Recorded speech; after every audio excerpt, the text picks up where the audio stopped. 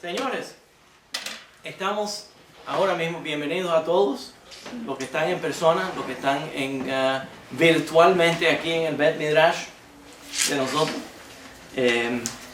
Estamos estudiando, estás demasiado lejos, ¿sabes? Yo no sé si es que yo, no sé por qué, no puedo... Que él está acostumbrado a sentarse agarrarte así. Sí, por eso es que no, exacto, está bien, no me estoy quejando nada más porque... Ok. Nosotros estamos estudiando ahora, empezamos la semana pasada, una serie que tiene que ver con Teshuvah. Obviamente, esta nueva serie está relacionada a una serie anterior, que es el tema de Halajá, el tema de la ley judía y la estructura de la ley judía. Y nuestro interés original era escoger temas de la vida judía y explicar cómo la halajá analiza, cómo la ley analiza esos temas y cuáles son las leyes que son pertinentes a ese tema, cómo se funcionan, cuáles son las diferencias de opinión en la halajá, cómo se forma una ley de la práctica diaria de diferentes ideas en el lugar. ¿Se entendió? Esa fue la razón que comenzamos. Ya no quiero perder el hilo en esta cosa. Ok. Entonces, hicimos ya una serie, tuvimos una sobre el vino. Recuerden que hablamos del vino kasher, hablamos de Shabbat, hablamos de cómo calentar comida en Shabbat, cómo hacer el ustashilin, la carne y la leche, leyes de kashrut. Hemos estudiado bastantes temas. Y ahora, como estamos en el periodo de Elul, comenzamos en el periodo de Elul, durante el mes antes de Rosh Hashanah y Kippur, empezamos a hacer los selijot todo el mes de Elul. Estamos haciendo las oraciones de perdón. Y ahora ya celebramos la fiesta de Rosh Hashanah. Y estamos ahora en los Aseret Yemei Teshuvah, en los 10 días del arrepentimiento de retorno. Empezamos la semana pasada a hablar sobre el tema de la Teshuvah.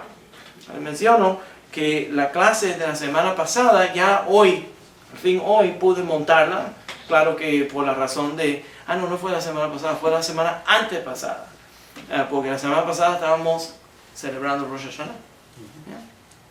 Pero entonces, al fin, aunque estamos ocupados, el trabajo de rabino durante Rosh Hashanah y Kippur y Sukkot es extremadamente ocupado, pero por la razón obvia, de verdad, es porque me interesa que la gente pueda estudiar lo que estamos enseñando. Entonces hoy montamos la clase de la primera parte de esta serie. ¿Ya? Y en esa parte estudiamos algunos temas que son sumamente importantes. Recuerden también que hicimos una serie sobre la idolatría, Avodah Zarah. Todo eso está grabado y está en YouTube, en el canal de YouTube. Uno de los temas más importantes que estudiamos en la clase anterior, nada más lo menciono, a veces uno toma un paso para atrás para coger impulso. Entonces, uno de los temas que estudiamos fue, ¿qué quiere decir Teshuvah? Bueno, Teshuvah se traduce al español como arrepentimiento, right? Repentance en English. Pero no capta en inglés o en español o en cualquier idioma occidental, no capta 100% las ideas que la Teshuvah en hebreo capta, la palabra Teshuvah. Y hablamos la semana pasada que dentro de la palabra Teshuvah está escondido una idea que es principal en el judaísmo, que funciona principalmente. Eso es Teshuv Bahashem, retornar a Dios. Que quiere decir que desde el punto de vista judío, uno nace correctamente. Uno nace junto con Dios, sin estado de pecado, y mientras uno va viviendo, a veces se equivoca y a veces tiene fallos, y entonces uno tiene que retornar a su función primaria. Entonces la naturaleza del ser humano, desde el punto de vista judío, es una naturaleza de estar en una relación íntima con Dios, apegada a Dios, y el pecado lo aleja a uno de Dios. Entonces, todo lo que es la violación de la ley, la violación de la Torá, es una averá, es un pecado, o un het, o un avón, dependiendo de los diferentes tipos de actividades que uno haga. La Torá lo llama por diferentes nombres. Y entonces la teshuvá es para restaurarlo a uno en el camino que uno suponía que uno antes. ¿Ya? Entonces hablamos sobre teshuvá, esa idea que la teshuvá es un retorno al camino original que uno tenía, que uno ya nace correctamente. Yo le dije, a veces la gente dice que es una persona renacida, pero la respuesta verdadera del judaísmo es que uno nació correctamente la primera vez. ¿Se entendió? En otras palabras, a veces uno se desvía en el camino de la averá. Y es muy importante entender esto. La razón que yo me concentro tanto en hablar de esto es porque desafortunadamente a veces la averá y la vida del pecado se vuelve sintónico que describe el ego de la persona. Y sería mejor que la persona entienda que mi ser verdadero es ser espiritual. Y a veces la gente se desvía, pero el camino correcto humano es estar conectado. ¿Se entiende la idea? Entonces la teshuvá es un proceso dinámico dentro del judaísmo, que es un proceso de dejar atrás la negatividad o la desviación del camino de la Torá, del camino de estar apegado a Dios, y retornar a esa senda espiritual. Y también la teshuvá es un renacimiento, una renovación, en que la persona está regresando a la forma que comenzaron. Esa es la renovación. Es decir, que cuando entraste estabas correcto, te desviaste y ahora retornaste. ¿Se entiende la idea? ¿Ya? También hablamos de otro aspecto de la teshuvá, que habla sobre la forma de hacer teshuvá. Y uno de esos elementos de hacer teshuvá es vidui, la confesión. Admitir que lo que nosotros hicimos era incorrecto. Cuando hablamos, los judíos hablamos de la confesión, desde el punto de vista bíblico, es absolutamente prohibido confesarle a un ser humano pensando que ese ser humano va a interceder en la expiación del pecado de uno. Contar con que otra persona, ser viviente o ser muerto, rabino o no rabino, no importa, le llamas cura, le llamas rabino, le llamas sacerdote, no importa que le llames, que esa persona tiene la habilidad de limpiarte a ti o de sacarte a ti del infierno, de liberarte a ti de un pecado, eso es idolatría. Nosotros vamos directamente a Kadosh Baruj Hu, a nuestro Santo Padre, a pedirle a Él que nos alivie de nuestros pecados. Nosotros confrontamos nuestros males, se los confesamos a Él, y a Él por medio de Él es que recibimos el perdón. ¿Cómo decimos qué es lo que es el perdón? El perdón, entonces el acto se llama teshuvá y lo que produce se llama kapará. Kapará quiere decir que es una limpieza. Entonces, por esa razón, cuando hablamos Rosh Hashanah, Yom Teruah, el día de sonar las trompetas, también es Yom Hadin, el día de la justicia, cuando Dios está revisando, analizando, juzgando al mundo, porque es el aniversario de la creación del mundo. Es el nuevo año de la creación. Y sabemos en el libro de Génesis que cuando Dios creó al mundo, en cada etapa, después de que terminó cada día, la Biblia dice que Dios miró a la creación y dijo, esto es bueno. Entonces analizó su creación, como analizó y juzgó si esto sirvió o no sirvió.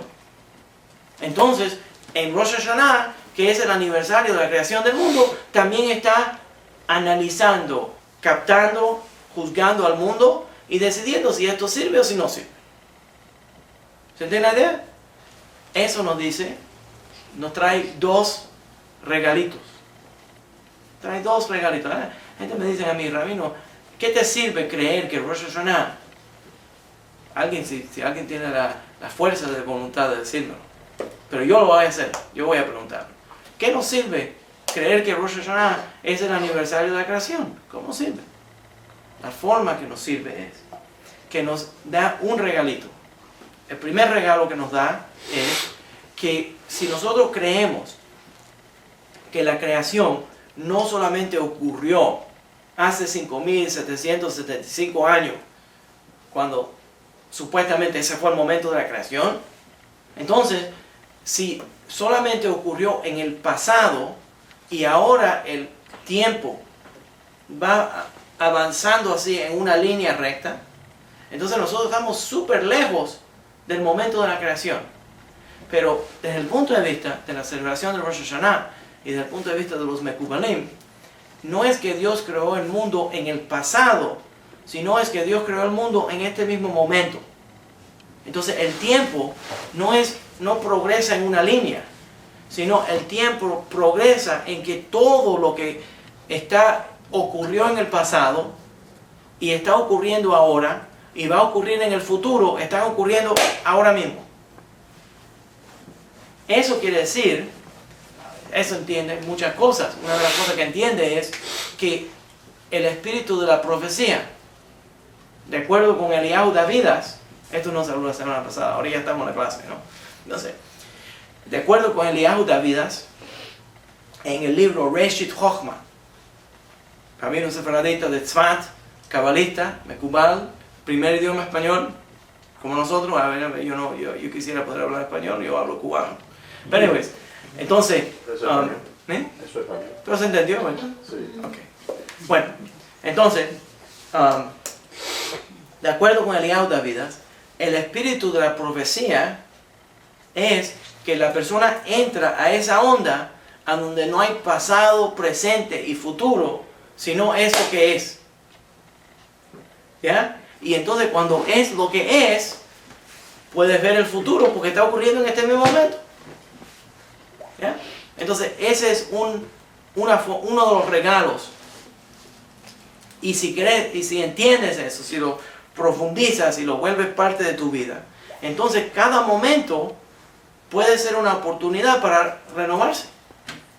Simplemente tengo que decidir que voy a volver a comenzar. Porque el mundo se está creando en cada momento. ¿Se está entendiendo lo que estoy diciendo? Entonces ese es uno. Entonces ya esa idea de la celebración de Rosh Hashanah nos trae y la creencia, el entendimiento de que Rosh Hashanah es el comienzo, la celebración de la creación del mundo, nos recuerda que Dios está constantemente creando el mundo. Y eso quiere decir que nosotros también, que estamos hechos B'Tselem Elohim, en la imagen de Dios, también podemos crear un nuevo mundo en cada momento. Podemos decidir que esta va a ser la nueva forma que yo voy a vivir, y eso es el elemento de la Teshuvah. ¿Se entendió? Okay. Y por cierto, la Teshuvah tiene la habilidad de cambiar la cronología. La gente se cree que uno es víctima, a veces somos víctimas, pero a veces somos prisioneros del tiempo. Dice, el reloj nunca perdona. No, el reloj es un instrumento. El reloj se usa para marcar los momentos del día, pero el reloj no es el amo del mundo. Ustedes han notado que hay días que uno en poco tiempo hace más, y hay días que en muchísimo tiempo no hace nada. ¿Por qué? Porque el tiempo no es el que rige todo esto. Entonces, cuando hablamos de esta situación, lo que estamos hablando es la habilidad que por medio de la Teshuvah se cambia el pasado. ¿Por qué? Porque la Teshuvah que yo estoy experienciando ahora mismo, también el pasado está en ahora mismo y el futuro está en ahora mismo. Por esa razón, cuando el Rambam habla sobre los pasos de la Teshuvah, dice que la confesión, el vidui, está íntimamente conectado a harata. Harata. ¿Qué quiere decir? Que me siento mal por lo que hice en el pasado. Y el vidui es una confesión que estoy haciendo en el presente por lo que ocurrió en el pasado. Entonces tienes harata, me siento mal de lo que ocurrió en el pasado. En el presente hago un vidui, estoy confesándolo. Y la última parte, dice el Rambam, llego a una conclusión y determino que si en el futuro puedo repetir ese mal, no lo voy a hacer. Entonces ahí tienes el pasado, el presente y el futuro, todos juntos en el mismo momento. ¿Se entendió? Ok. El otro regalo, ¿ya? El otro regalo que viene de Rosh Hashanah y creer que el mundo está siendo juzgado es tan obvio que a veces uno no lo ve, está delante de uno. Y eso es que cuando uno entiende que Dios creó el mundo y creó todo lo que está en el mundo, quiere decir que nada existe en este mundo sin que Dios lo haya diseñado. Cuando Dios lo diseñó y entonces lo analizó y dijo, esto es bueno. Entonces hay gente que anda con una forma de mirar al mundo tremendamente pesimista. Pero si lees que el creador del mundo, el que más sabe del mundo, el conocedor de todo, diseñó eso, tiene que estar bueno. Si él dice que está bueno, está bueno. Entonces, ¿quién soy yo a decir que el mundo no sirve? O que la vida no sirve, o que la vida no tiene valor de vivirla, si él dice que sí tiene valor. Entonces eso es uno de los regalos que viene de entender que el Rosh Hashanah es la celebración de la creación del mundo. ¿Se está entendiendo? Ok. También entonces estamos hablando de otro tema que está relacionado al tema de la Teshuvah. Ese tema de la Teshuvah es, ahora que hice Teshuvah, también yo tengo interés, quiero abandonar el pecado. En palabras, si esto es una cosa que yo hice que me hace daño a mí, entonces es un pecado, una cosa que me está separando de Dios. Entonces yo necesito de alguna forma limpiarme de eso. Y muchos de los ritos que tienen que ver con en la temporada de Rosh Hashanah y Yom Kippurim tiene que ver con la transformación del pecado, o a dejarlo atrás y desaparecerlo. Ese es un tipo de capará. O de alguna manera transformar ese averá. ¿De la idea? Entonces los Mekubalim, cuando hablan de una de las maneras de transformar o dejar atrás, quitar el pecado, limpiar a la persona del pecado, hablan de uno de los modelos que podemos entender lo que es pecado, lo que es una sin, una verá, ¿ya? Es que a veces cuando una persona hace un pecado o hace una serie de pecados, y especialmente si uno repite la misma cosa, porque hay mucha gente que hacemos lo mismo y lo hacemos repetidamente y nos equivocamos no solamente una vez, pero lo hacemos repetidamente. Entonces ya nos acostumbramos a eso y se vuelve parte de nuestra vida. Entonces cuando uno empieza a hacer estos averot, de acuerdo con los Mekubalim, uno acumula kelipá. ¿Qué es lo que es kelipá? Kelipá es una cáscara que se le pone al espíritu de uno, como un callo espiritual. ¿Qué es este callo espiritual? Cuando usa la mano mucho. Yo conocía, ¿tú te acuerdas de Jacob? Él trabajaba en el correo, el esposo de Lea. El esposo de Lea. Que él trabajaba en el correo y él separaba las cartas y tenía unas manos que eran una piedra, porque tenía callos por toda la mano, porque usó la mano de esa manera muchas veces hasta que se puso dura la piel. Entonces la tocaba, tenía cientos de cortaditas de papel hasta que se le formaron las manos llenas de callos. Espiritualmente lo mismo.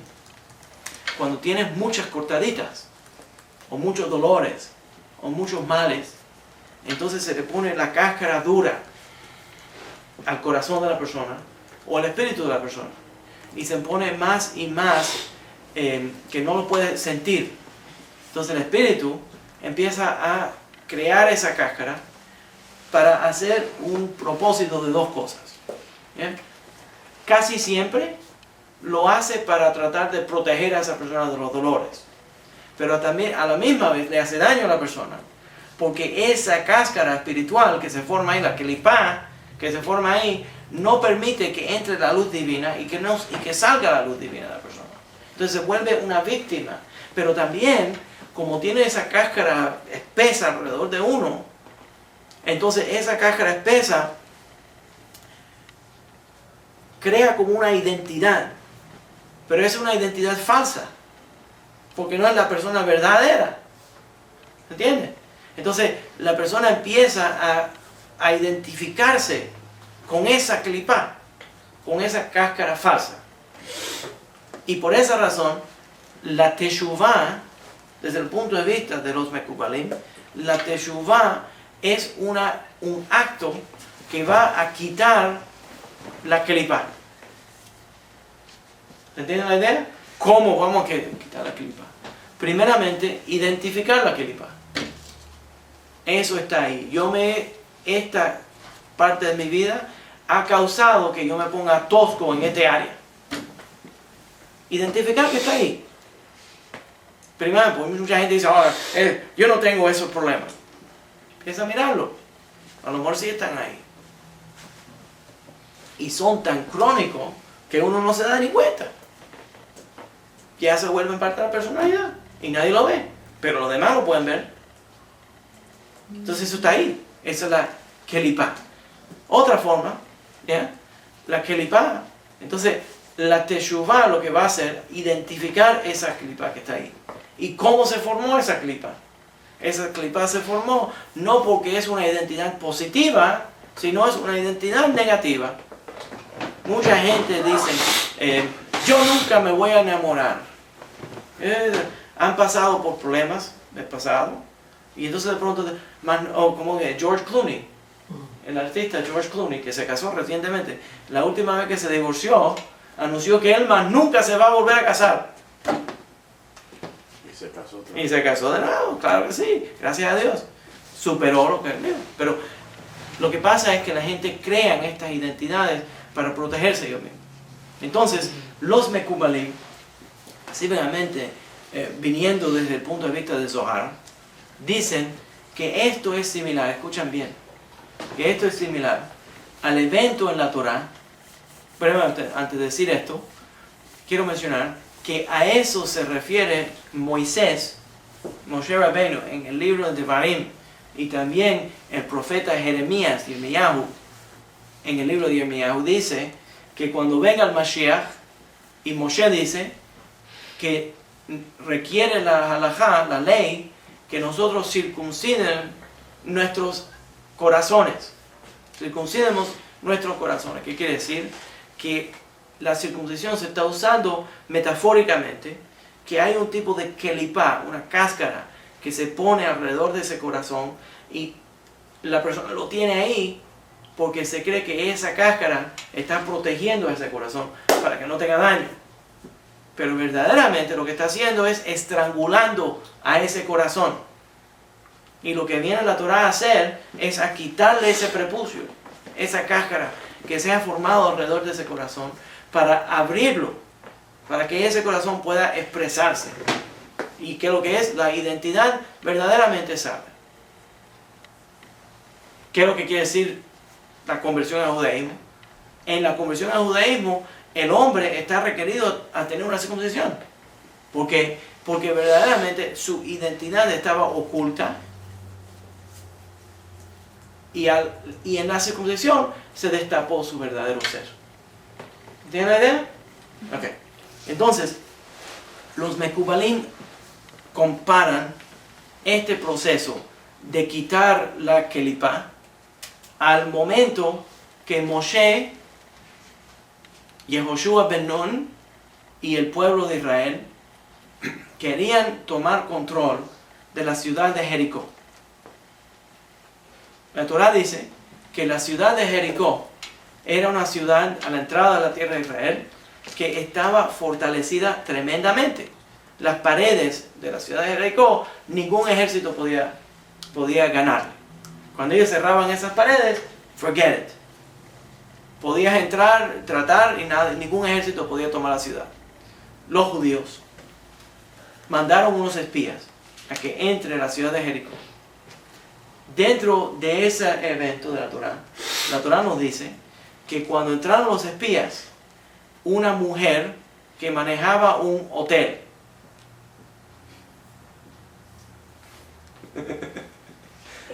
¿se entendió? ¿Se entendió qué tipo de trabajo ella hacía? ¿Ya? Entonces, esa señora manejaba ese lugar a donde muchos hombres iban ahí a descansar. Entonces, ella les permitió, cuando vio quiénes ellos eran, ella le dijo a esta prostituta, de acuerdo con Rashi, le dijo a ellos, aunque yo ejerzo esta profesión, yo creo en el Dios de Israel. Entonces ella escondió a esos espías. Ustedes saben la historia, ¿ya? Entonces ellos salieron, espiaron, regresaron, rodearon la ciudad 7 días, dieron vueltas, sonaron el shofar. Cuando sonaron el shofar, se tumbaron las paredes y el ejército de Israel entró. ¿Qué es lo como lo dicen los Mekubalim entonces?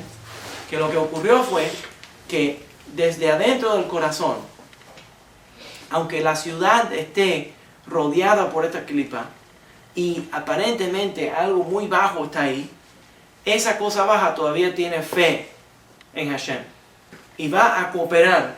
Y entonces cuando viene el ejército de Israel y sonó el shofar rompió las barreras que estaban alrededor de la ciudad, y entonces el ejército entró desde afuera y invadió completamente la ciudad.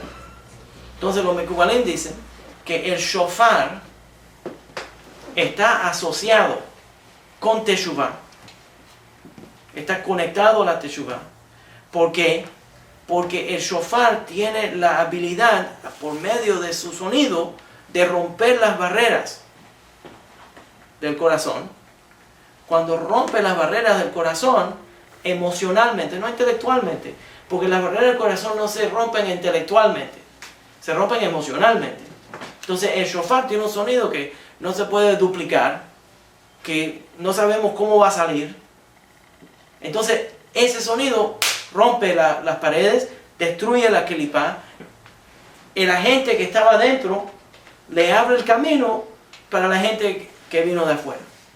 Y entonces invade el ejército santo de Israel, invade a ese, y entonces la persona puede hacer una teshuvah completa. ¿Se está entendiendo la idea? ¿Yeah? También entonces, los Mekubalim me explican que el shofar, todo esto es para entender diferentes ritos que van a estar relacionados a la capará, cómo limpiarnos por medio del vidui, de la confesión, o por medio de ritos para dejar atrás el pecado, romper la prisión del pecado y la identidad que se forma a través de una capará negativa. ¿Se entiende la idea? Ok.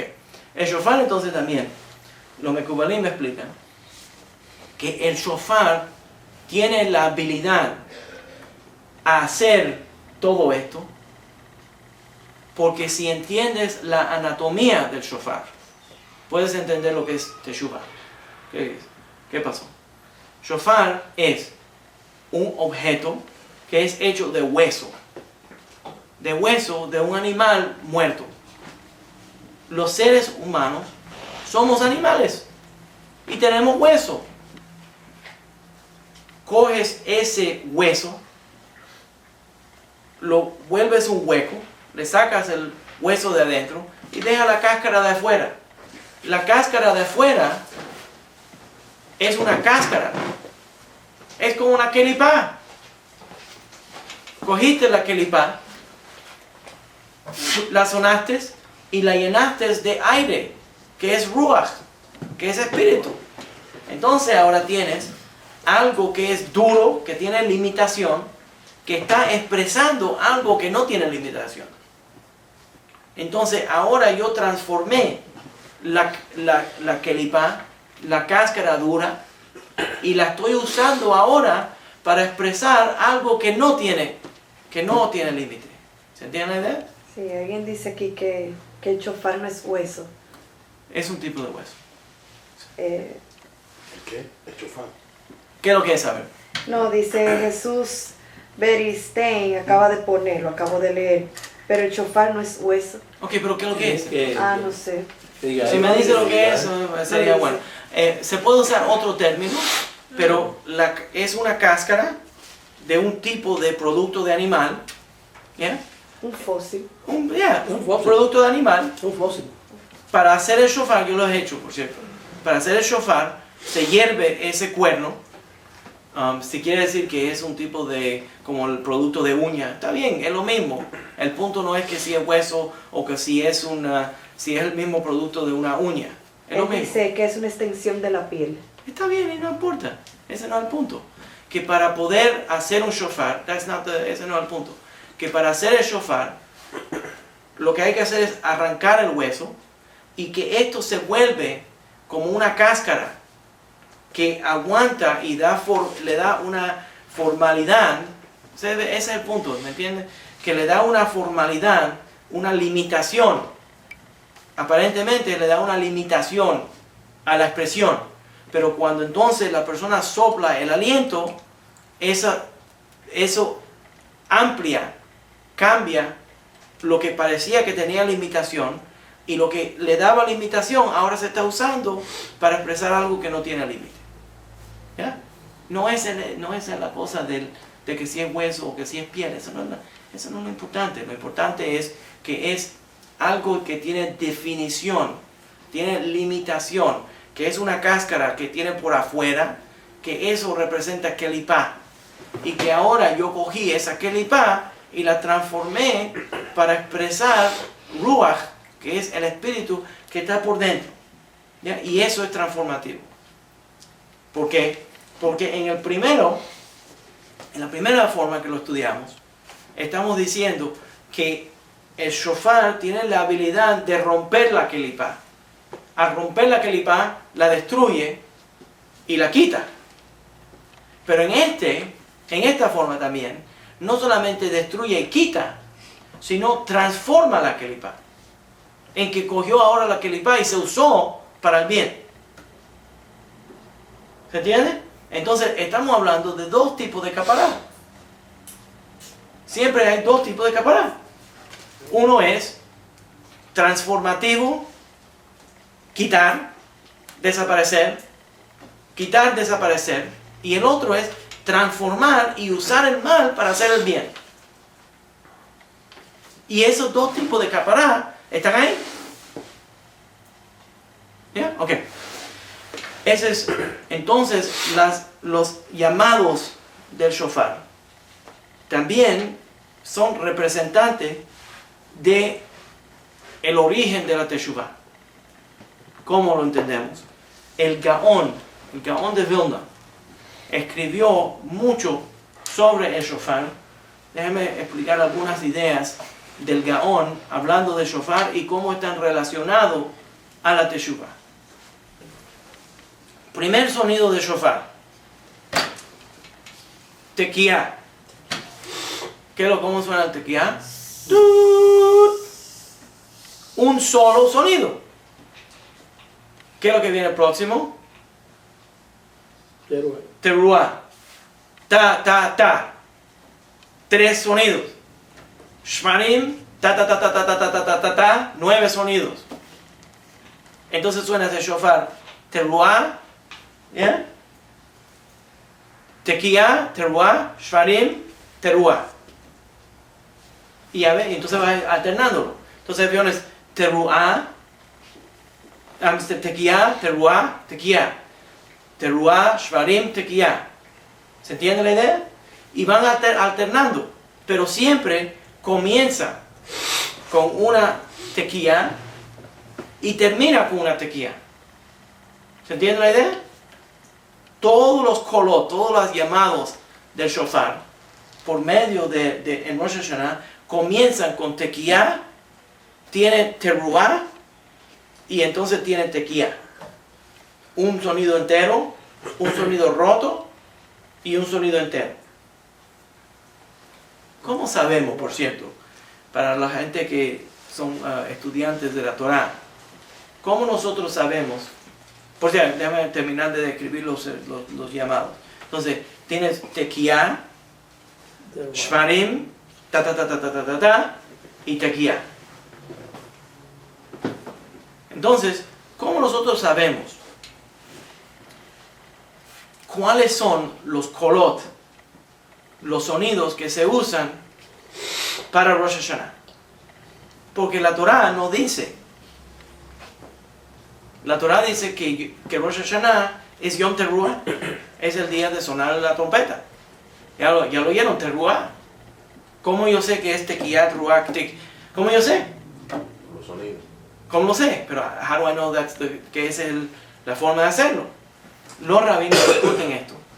Y se aprende por el medio de un tipo de aprendizaje en la Torah que dice que cuando usas el mismo idioma, las mismas palabras para una mitzvah y usas esa misma palabra para la otra mitzvah, esa mitzvah está relacionada a la otra mitzvah. ¿Qué es lo que aprendemos? Que cuando se sonaba el shofar para el jubileo, la Torah dice que se suena una tequía, una truá y una tequía. Y dice que es Yom Teruah, el día de sonar el shofar.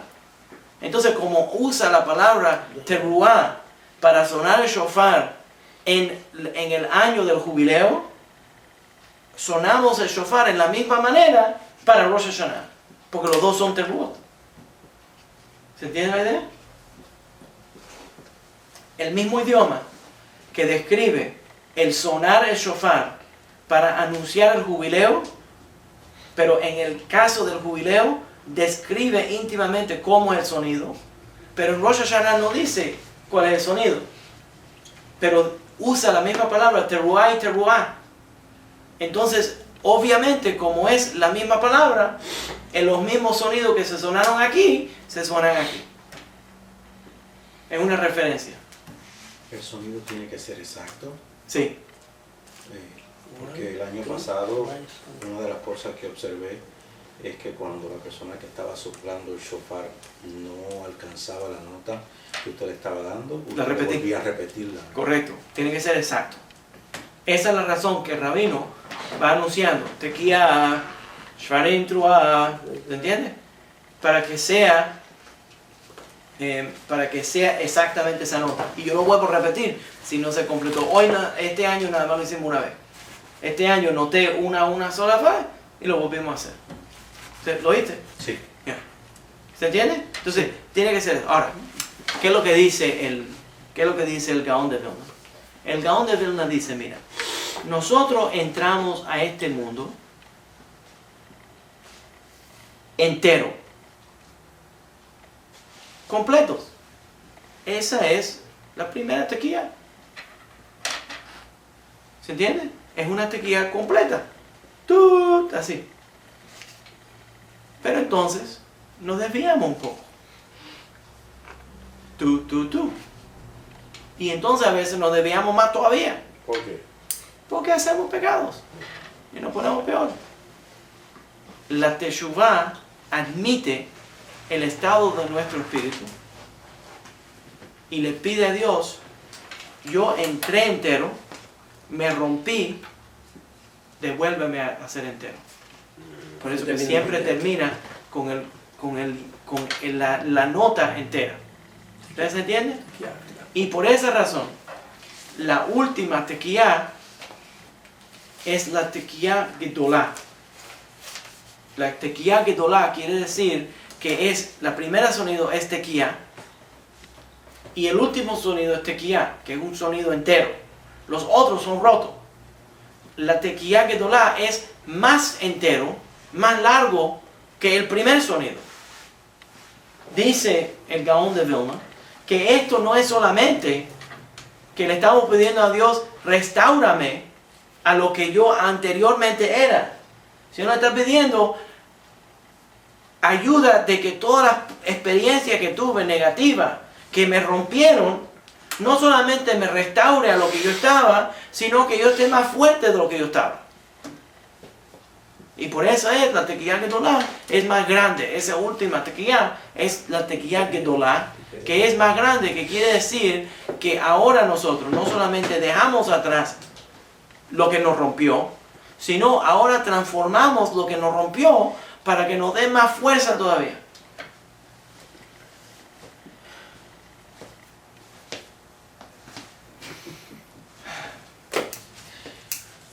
¿Cómo debemos de tomar o interpretar a aquellas personas que hacen uso de ese instrumento, si así podemos llamarle, fuera del concepto de Israel?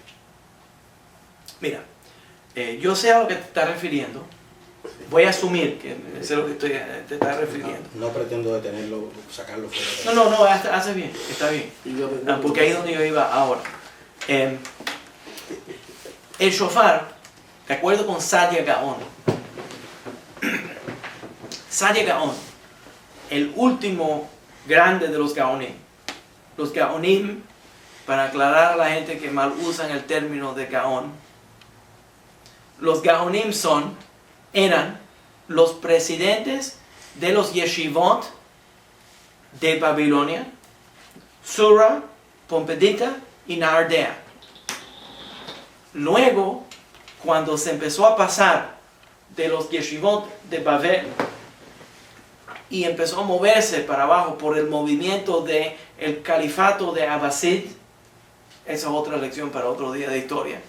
Entonces se movieron para Egipto y allí Sadia se tomó refugio en Egipto y de ahí Sadia Gaon promueve muchas enseñanzas. Sadia Gaon tiene 10 diferentes. Estoy respondiendo a tu pregunta, va a ver, más toma tiempo. Okay. Tiene 10 razones que nosotros sonamos shofar. Allí él escribió un libro que explica las razones que hacemos los mitzvot. La primera vez que tenemos un libro, Sadia, el gran Jajam Sadia, explicando por qué hacemos los mitzvot. Entonces, en uno de ellos dice que el shofar es un recordatorio de las cosas que ocurrieron en el pasado y también un recordatorio de algo que va a ocurrir en el futuro. Ese recordatorio es específicamente el sonido del shofar, shofar gadol lejerutenu, el gran shofar de nuestra salvación, de nuestra redención. Entonces dice Sadia que cuando el pueblo judío salimos de Egipto, la forma que Moisés llamó al pueblo judío a unirse para salir de Egipto fue sonando shofar. Y cuando venga el Mashiach, va a sonar la trompeta, el shofar de la salvación. Malachi así lo describe. Entonces lo que está ocurriendo es que nuestros amigos, los cristianos con kippah, los mesiánicos, como ellos son tan mesiánicos, entonces están sonando shofar por cualquier razón. Entonces se juntan para un servicio de Shabbat y violan el Shabbat y suenan el shofar. Entonces suenan el shofar constantemente, porque ellos están muy fijados en esa profecía mesiánica y se creen que el judaísmo entero tiene que ver con la llegada del Mashiach, porque todo tiene que ver con ese evento de ellos, porque son cristianos. ¿Entiendes? Ahora, si quieren sonar el shofar, que lo suenen. No hace daño. Pero verdaderamente el shofar no tiene simbolismo. En un Shabbat, sonar un shofar, número uno, viola el Shabbat, porque es contra la ley sonar el shofar en Shabbat. Entonces simplemente lo que ellos están haciendo es cogiendo simbolismo judío y aplicándoselo a su vida cristiana. Por eso son, Pero nosotros no, a mí no, ¿qué daño le hace? ¿Bien? por eso son los cristianos que están sonando. Sí, están sonando constantemente los shofar. Están Yo fui a sonando los judíos. yo fui a una, claro, para copiar los judíos. Eso es judiolatría, yo le dije, eso es judiolatría. Entonces, yo fui a una casa, me invitaron a un evento hace unos años. Por cierto, el pastorcito ese, también cubano.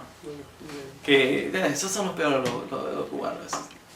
Entonces, de pronto, él se ha declarado rabino. Es un pastor. Y entonces este tipo, de pronto ahora le está mintiendo a la gente. Le dijo que yo le di un palo de poder y que lo bendije y que lo ordené. ¿Quién soy yo? Pero si yo tuviera ese palo, a lo mejor le doy por la cabeza, pero no le doy una... Anyway, cuando entré a esa casa, me encontré que tenía una vitrina, el tipo, de cristal, y tenía shofarot ahí, muchísimos shofarot, todos de calor.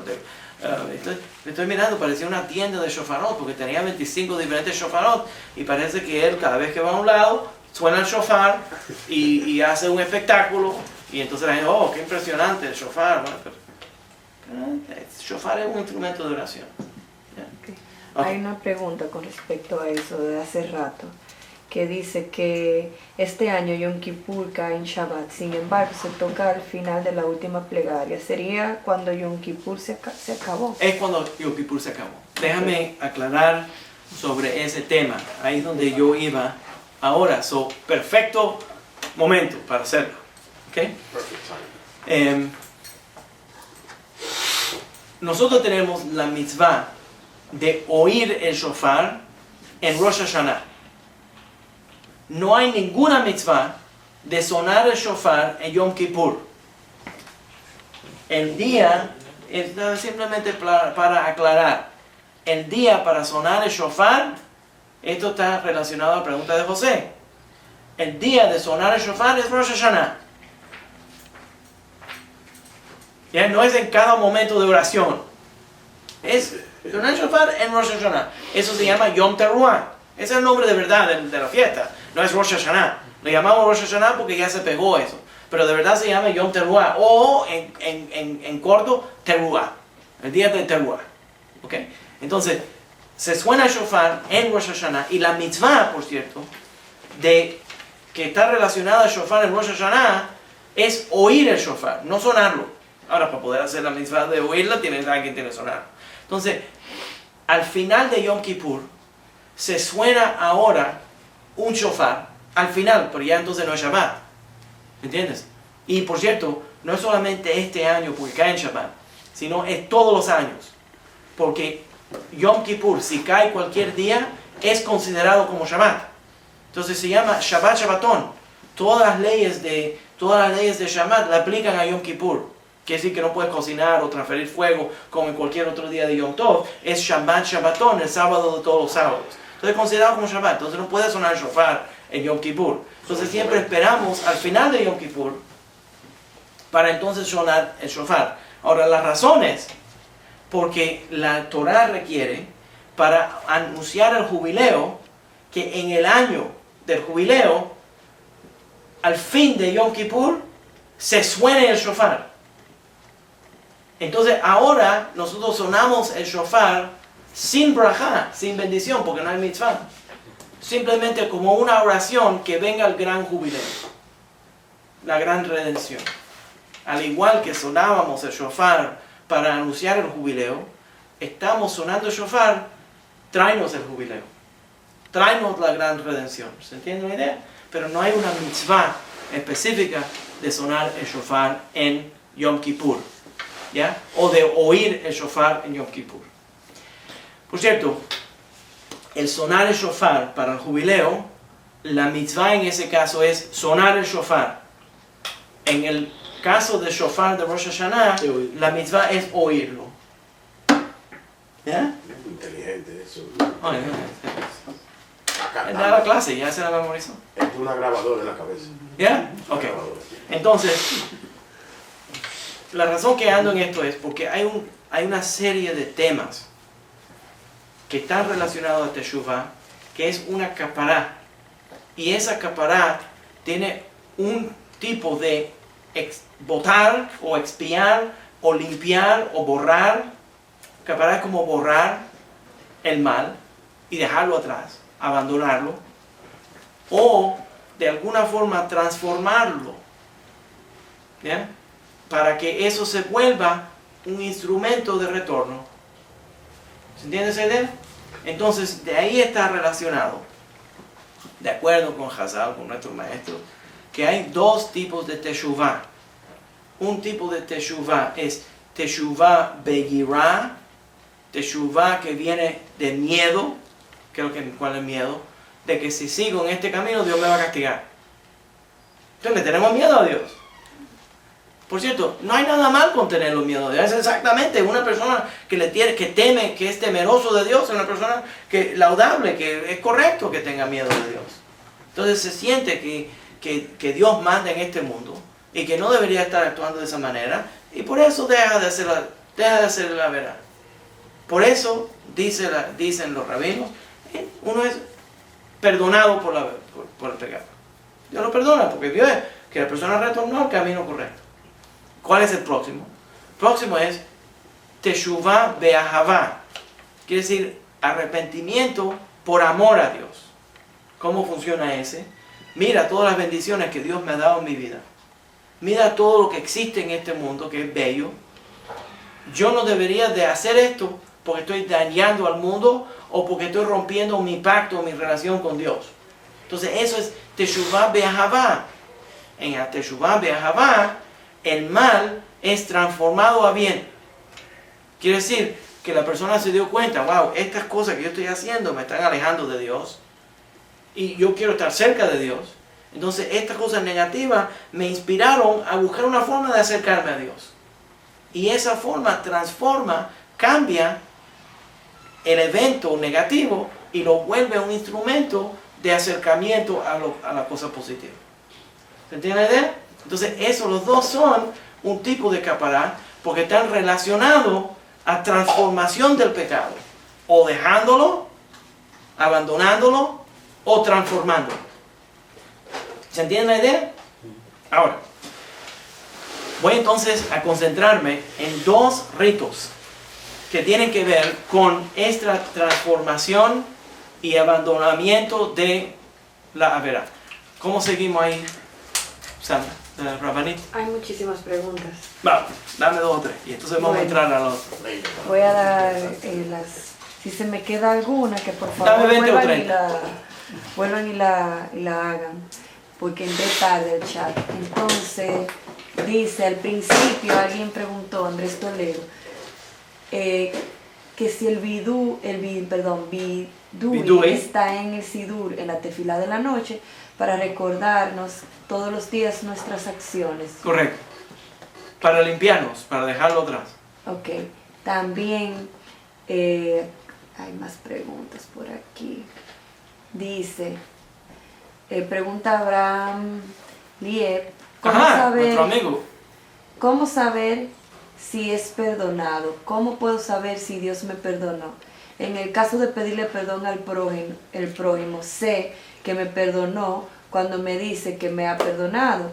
Pero en el caso de una agresión contra la voluntad de Dios, ¿cómo puedo saber si Dios me ha perdonado? Pero la Torá dice, es una muy buena pregunta y es clave, por cierto. Es una pregunta clave para entender lo que es el proceso de Teshuvah, lo que está preguntando Abraham Lee. Absolutamente importante.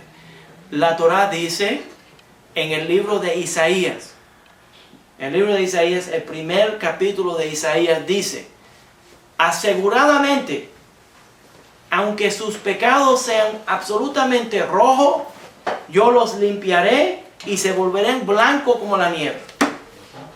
Entonces nosotros podemos estar absolutamente asegurados, creo que es el 18, versículo 18, no me acuerdo exactamente el versículo, pero podemos estar absolutamente asegurados que el Dios de Israel absolutamente perdona por todos los pecados.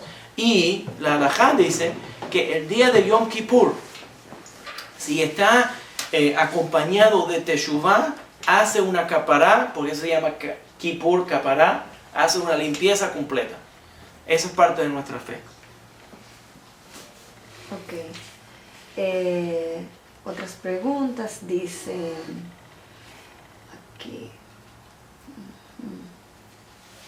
Dice, ¿podemos mi esposo y yo, Tere Vadillo, de México creo, podemos mi esposo y yo celebrar Yom Kippur en casa si no somos judíos? ¿Cómo podríamos celebrarlo mejor? Padrísimo, que lo haga en la casa. Responde mexicano. Ok, entonces, Si no puede ir a la sinagoga, que lo haga en la casa. Absolutamente. La casa ahí está la de presencia divina, yo estoy seguro. Una persona que haga ese tipo de preguntas tiene una casa sagrada. ok. Dice Rich Aquino, el dominicano de Ajá. Wisconsin, que sería No me válida, deje frío el pobre. Sí. sería válida la creencia en el Mashiach como una era de gran conocimiento de Torah, paz y gloria de Dios sobre el mundo, con Israel como cabeza en lugar de creer que es un personaje de carne y hueso. Ah, ya te entiendo. Ya entiendo. No la palabra que si es una era o una etapa de la humanidad que llega a cierta conciencia espiritual. La humanidad, pasen por favor. Que llega a cierta conciencia espiritual o si es en actualización, saludos, yo lo conozco, ¿cómo están? Saludos. Que si es actualizado como una persona, y la respuesta es que son los dos. Si es una persona que es el rey de Israel, como el Mashiach quiere decir ungido de Israel, si es el rey de Israel, entonces esa persona va a dirigir una era de conciencia, crecimiento de conciencia, y entonces son los dos. Okay. ¿Eh? Entonces, Tere Vadillo, que preguntaba si quedarse en casa en Yom Kippur, dice, una duda, sus suegros son mesiánicos y constantemente la invitan a ella y a su esposo a festejar las fiestas con ellos. Nosotros hace tiempo que seguimos el judaísmo, pero hay un argumento que me inquieta. Siempre nos dicen que es mejor festejar con ellos que quedarse en casa y festejar conforme vamos aprendiendo. ¿Esto es correcto? Yo no creo que es buena idea. Primeramente, como ellos son mayores, esa es la casa de ellos y las creencias de ellos, en mi opinión, las creencias de ellos son las que mandan en esa casa. Ella no va a venir a cambiar la orden de los suegros o de la gente mayor. Entonces, no creo que es necesariamente una buena idea ir a una casa mesiánica a celebrar el Yom Kippur cuando verdaderamente los mesiánicos adoran a un hombre Dios que le llaman Yeshua, Okay. lo llaman Mashiach. Entonces yo no participaría en eso, preferiría quedarme en casa con mi familia haciendo la práctica de la forma que yo... Ahora, eso no es para insultarlos, no queremos crear un problema en la familia, simplemente en una forma respetuosa de decir, estamos de diferente opinión. ¿Ya? Okay. Una más, entonces. Bien. Entonces, hay varias, pero te voy a hacer esta que estaba antes de la de Tere Vadillo, que se me pasó, que dice que cuál es la opinión sobre, la opinión sefardí sobre el ritual de Caparot. ¡Ajá! Esa es la pregunta del día. Bingo. Aquí están las notas. I love it. Ese es el shiur.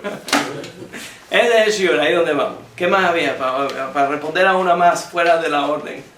Ok, entonces dice Andrés Toledo, desde Santiago de Chile, dice el Tanaj, el principio de la sabiduría es el temor a Hashem. Correcto. Eso es miedo para hacer teshuva. Eso puede ser una de las motivaciones. Sí. Pero Reshit Chochma Yirat Hashem. Pero, ¿quién es el que preguntó? Pobre de Chile. Andrés Toledo, de Santiago Andrés de Chile. Toledo. Mira, hay varias maneras de leer ese versículo. Reshit Chochma Yirat Hashem puede ser que el principio de la sabiduría es temor a Dios.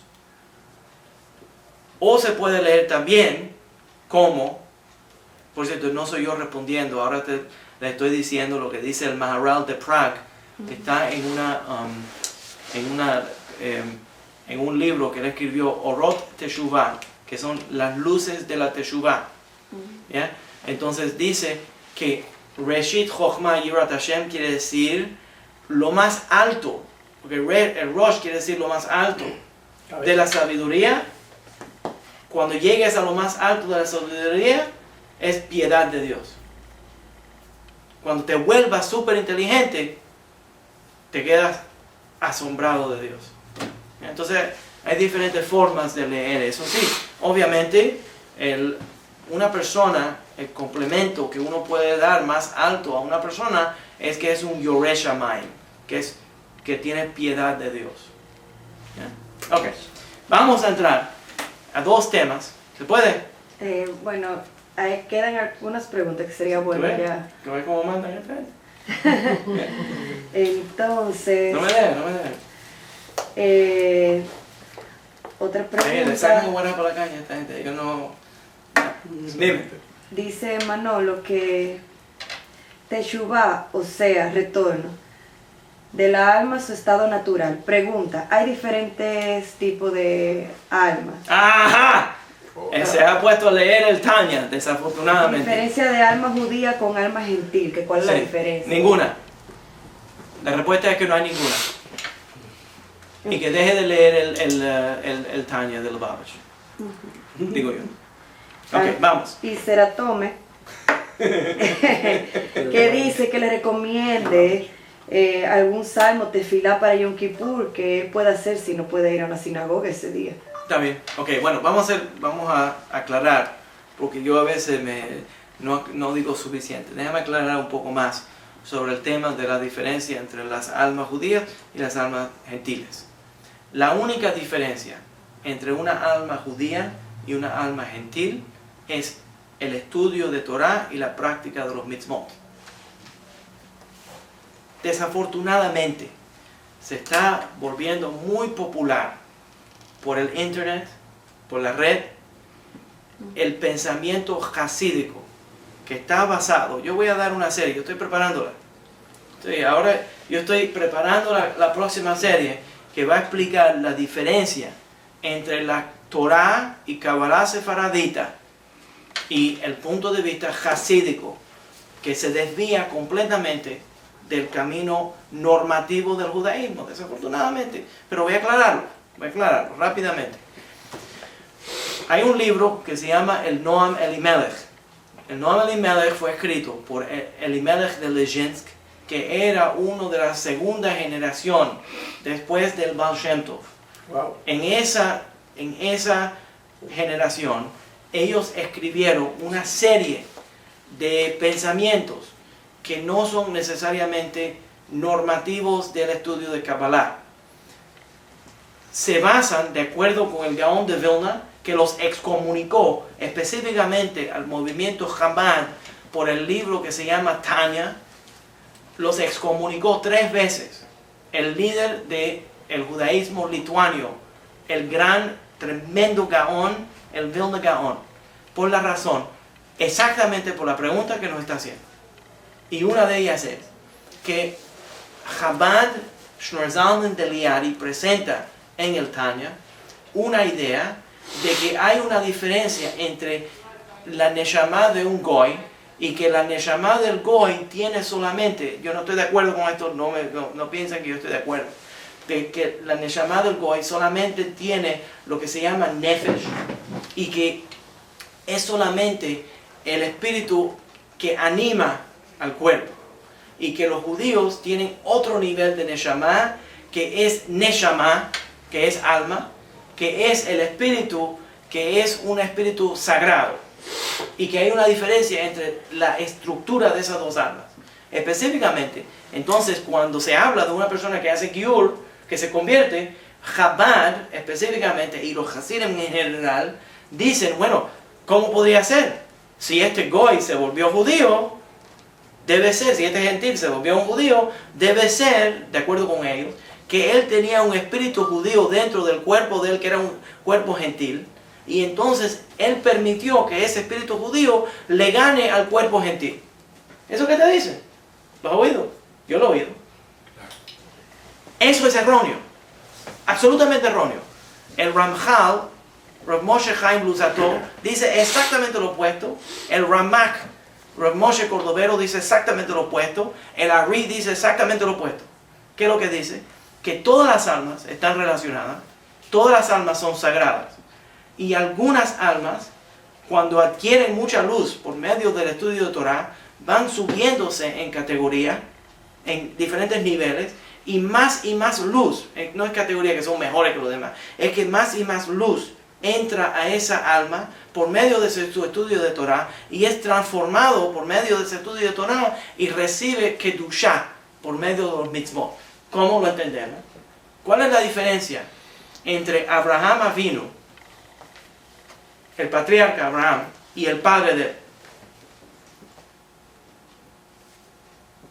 La Gemara en Pesachim, la Gemara en la sección que tiene que ver con Pesach, habla sobre la mitzvah de mencionar el éxodo de Egipto. Y nos dice que uno debería de comenzar la historia del éxodo de Egipto diciendo, Mitchilá Ovdei Avodah Zarah. En el principio nosotros éramos todos idólatras, que quiere decir que éramos gentiles. Y entonces por medio del acercamiento de los patriarcas a Hashem, salimos de esa esclavitud de idolatría.